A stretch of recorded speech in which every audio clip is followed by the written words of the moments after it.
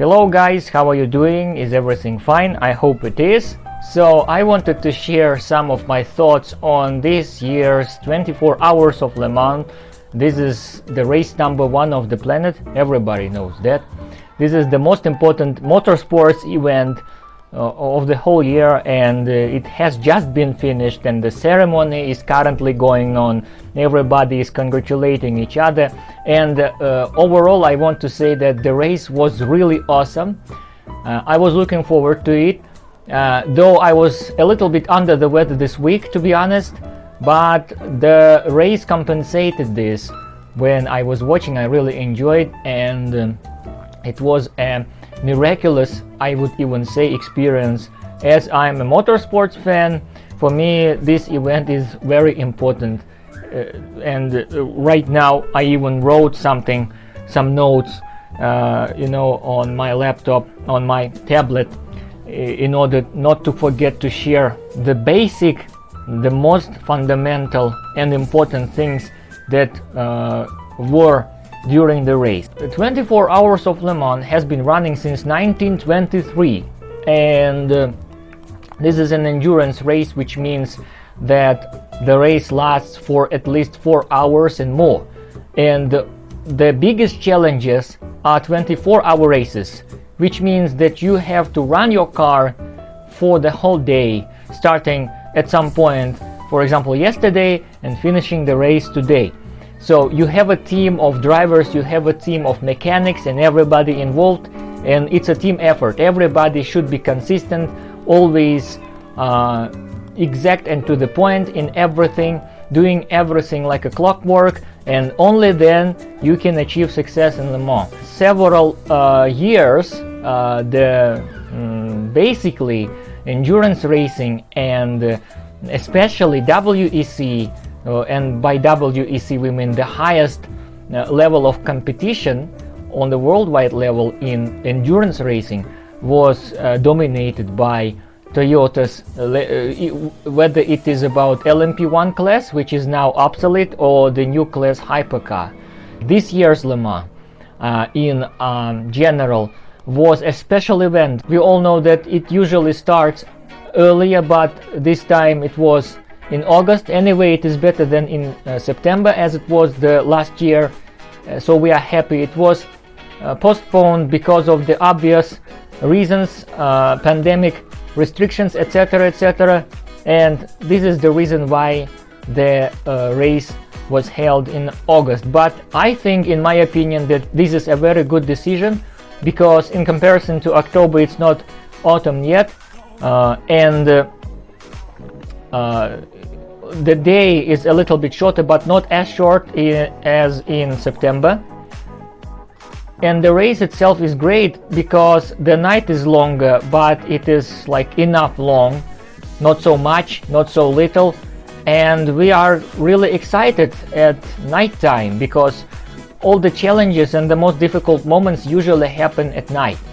All the problems occur at night. So for us, the viewers of motorsports, for the fans, night is a magic moment, and it's really beautiful visually. So well, first of all, the hypercar era. The hypercar era is a new era in endurance racing. The first 24-hour race with hypercars has happened, and I want to say that all the hypercars that were presented, including Glickenhaus, including Toyota themselves, including Alpine, which is actually an homologated LMP1 machine of the last year. Anyway, all of them ran very good. No one was out of the race. It is a good indicator that probably ACO goes in the right direction. So the next point is return of the atmosphere. The last year, we all know, when we watched the race, there were limited amount of people, only just essential workers, teams, drivers, no spectators, because of the pandemic, because of all this very sad and crazy situation we have worldwide, and nobody was so enthusiastic probably about it. I mean, like, the race was really good, but we had some tension happening, and everybody felt that. But this time, I can say without a doubt that the atmosphere of Le Mans finally came back, and you could feel it. There were people, again limited amounts because of the obvious reasons, we all know that, but there were some fans. Traditional Eurosport reports with Tom Christensen, the 7-time winner of Le Mans, Mr. Le Mans as he is known. Great to see him, and the whole team, TV team of reporters. The next, the start of the race was really crazy, just because it was a rainy start, a wet start. And the funny thing is, throughout the whole weekend before that, I mean starting from the Wednesday and ending with Thursday, there was no rain, and in the testing there was no rain. So the cars didn't really prepare for wet conditions. And when this happened at the start, it was crazy. Everybody just forgot that it is a 24-hour race and started to barge in, and it resulted in this collision between Glickenhaus and Toyota number 8. And I was thinking that Toyota number 8 wouldn't make it to the top positions just because it was like in 35th position after that, after it lost all these places. But somehow in several hours Sebastian Buemi could overcome that, and he finished second in the race. Great result. So Toyota number 7 finished the first, Toyota number 8 finished the second, and Alpine, Signatec Alpine, the French team, they finished the third.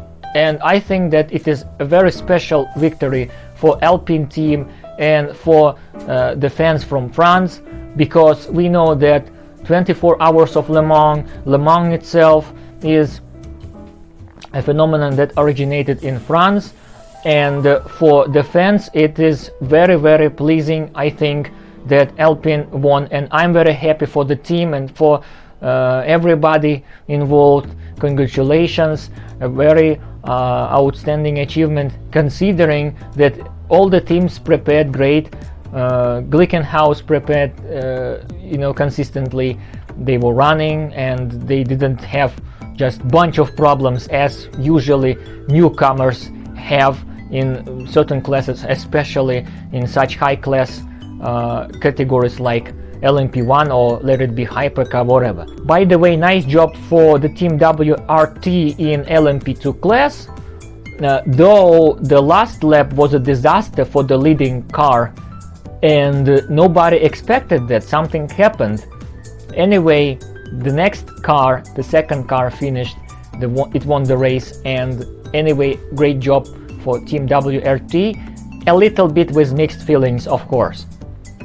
So what's interesting in LMP2 class battle in Le Mans this year is that all the teams that were predicted to win, like G-Drive or United Autosports or Jota, they fell back, and they had a lot of difficulties during the night stint, collisions and some problems with the car, with technology, with mechanics, etc. So they actually didn't make it, which is quite surprising.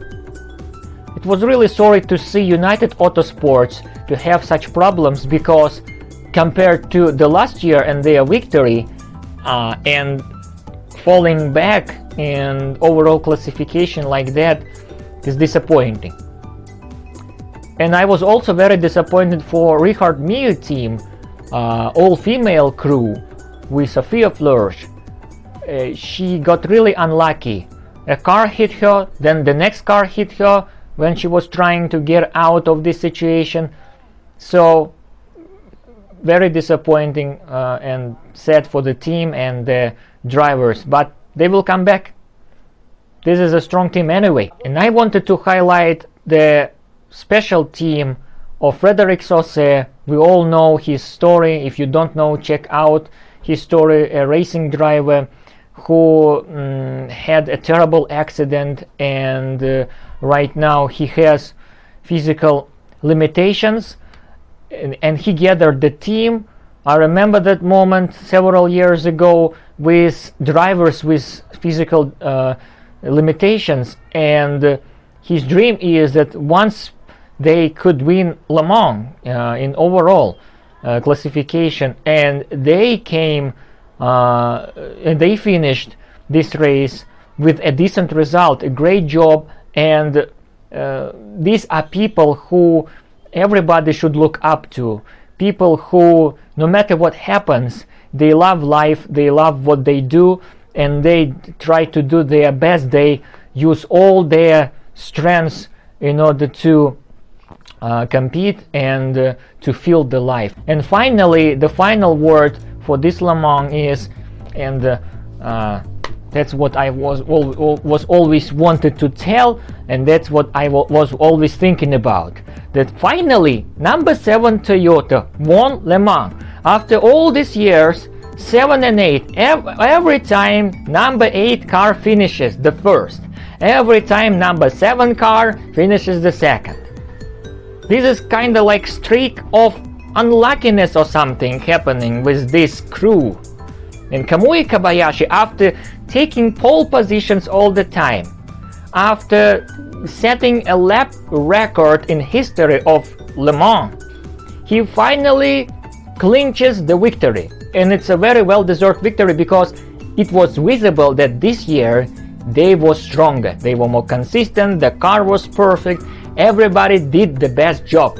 So I'm very happy for Kobayashi-san, great work, and I will look forward to seeing him again in Le Mans and taking other victories as well. Under impression I'm right now recording, and I am still under these impressions from this, a lot of emotions all the time. It happens like that every year. So, and Le Mans is always a special thing. It has its own atmosphere. When you compare this to any other races, you see the difference. I mean, the whole place just reeks of the history. It is so magical, even visually. When the cars pass by, the sunsets, the landscape, the people, the conversations between drivers and reporters, the marshals, fans, everybody. This is unique and unrepeatable. So if you haven't checked out Le Mans, maybe you could just go and watch the highlights or maybe the whole race replay, and you will never regret it, believe me. So thank you very much for watching this, guys. Stay safe and see you in the next impressions video. Take care.